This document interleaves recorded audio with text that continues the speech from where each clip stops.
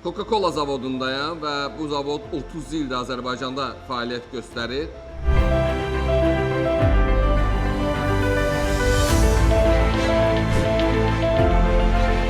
Bilirsiniz ki, bir çox məsələlərdə kolla ilə bağlı fərqli yanaşmalar olub, və fikirlər səslənib. Bütün bu sualların cavabını birbaşa ünvanlayıb, elə bax bu zavodda biz əldə eləyə bildik. İstehsal prosesində baş verən bütün xırdalıqlar, incəliklər və kola istehlakçısı olan hər bir kəsi maraqlandıran sualların cavabı. Kola ilə bağlı həssas sualların peşəkar cavabını sizə təqdim edəcəm. Neçə ildir siz burada çalışırsınız? 30 il. 30 ildir. Hamıya maraqlı suallar var. O tərkib məsələsi var da koladakı. Hansısa belə deyək də başqa bir naməlum maddə var tərkibində. İnsan orqanizminə ciddi zərər verir. Bu həqiqətlimi? Yəni amma burada o bizim bilmədiyimiz hansı orada maddə var ki, məsələn, insanlar onu belə müxtəlif yerlərdə fərqli suallar çıxardılar. Siz necə? Birinci demək istəyirəm ki, məsul insanlar həmişə fərqli uydurmalar olur. Bəli. Bizim məhsul 1886-cı ildə, 1886-cı ildən onun bir tarixçəsi gəlir. Aha. Və ingrediyentlər hansı ki istifadə olunur orada, təbii ingrediyentlərdir. Və hansından biz istifadə edib hamısını etiketdə qeyd edirik. Nə qədər biz normal şəkildə keyfiyyətlə uyğun istifadə ediriksə, bizim laboratoriyalar necə işləyirsə, Coca-Cola mərkəzi laboratoriyalarda bizi kontrol edir. O bazarımızdan nümunələri götürürlər, göndərirlər yoxlamağa və periodik olaraq hər ayda məlumatlar gəlir ki, bu Bakı Coca-Cola zavodu necə, hansı keyfiyyətdə məhsul buraxılır. Coca-Cola'nın tərkibi nədən ibarətdir?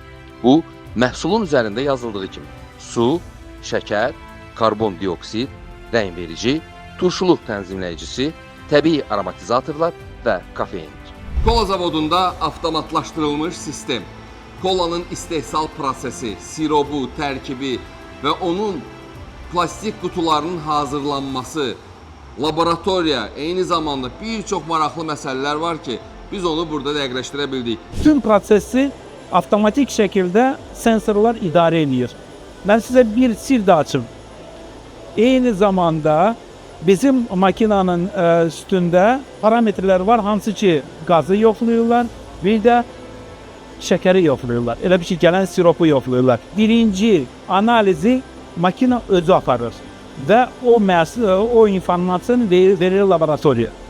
Laboratoriya periodik olaraq yarım saatdan bir analizləri götürüb bunu yoxlayır. Bu makina düzgün analiz edir, yoxsa elə bir ki, double check bizim keyfiyyət nəzarət şöbəsinin işçiləri aparırlar. Və makinada bir siropla bağlı, su ilə bağlı, qazla bağlı bir problem varsa, avtomatik stop eləyir və alarm verir. Proses elə qurulub ki, yüksək sürətlə 60 min litrə məhsul və bütün nöqtələrdə datçiklər var, sensorlar var, hansı ki insan girən zaman maşını saxlayır.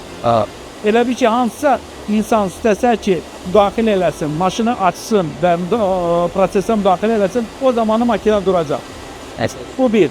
O dizayn şəkildə elə qurulub ki, heç bir insan ora müdaxilə eləyə bilməsin. Nə dolunda, nə paketləmədə, nə son pillədə məhsul çıxan zaman. Onu birinci təhlükəsizliyə görə ki, insana təhlükə gəlməsin. İkinci də qida təhlükəsizliyə görə. Burada biz füstinin və yaxud da kappinin istehsalı ilə maraqlandıq. Kappin tərkibində olan meyvə dilimləri necə gəlir, orada hazırlanan şirələr necə hazırlanır ki, insan orqanizminə zərər olmasın. Füstinin tərkibinin belə orijinal çay olmasını hiss etmək üçün doğrudan mı o çaydır? Həqiqətən də çay Şri-Lankadan alınır və o hazırlanır. Oradan gəlir Ceylondan. Ceylon, Şri-Lanka aynı şeydir. Ceylondan gəlir, orada da qarışıq, yenə də Coca-Cola onu alır, hazırlayır hər şeyi, paketləyir və bizə göndərilir hazırlamaq üçün. Ekologik təmiz zonalarda fermerlərdən portağalı, şaftalı, albalı, o meyvələrdən hazırlayan şirələri onlar şirə şəklində salırlar və Coca-Cola sonra öz zavodlarına paylayır.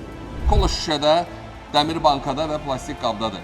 Onların dad fərqi varmı? Ümumiyyətlə, həmişə deyirdik ki, bunların deyəsən dadında fərq var. O sualı cavab almışıq. Fərqi olmamasına görə plastiklərdə son istifadə tarihi azaltmışıq. Yarım litrə butulkalarda 4 aya, 1 litrə butulkalarda 6 aya, 5 aya, 2 litrələrdə 6 aya ki, dad dəyişməsin.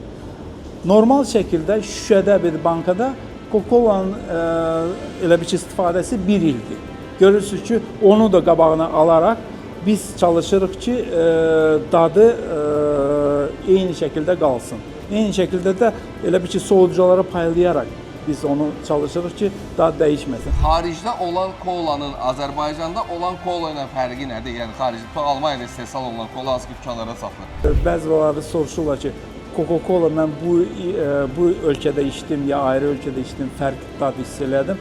Siz 2-3 dərəcədə heç bir fərq, heç bir ölkədə hiss eləmək mümkün deyil. Coca-Cola verilən standartlara uyğun biz suyu da hazırlayırıq. İsmayılı'da da ayrı su var. Burada şorlar sudur, orada yeraltı sudur. Biz çalışırıq ki, eyni standartda, eyni mineralizasiya olsun.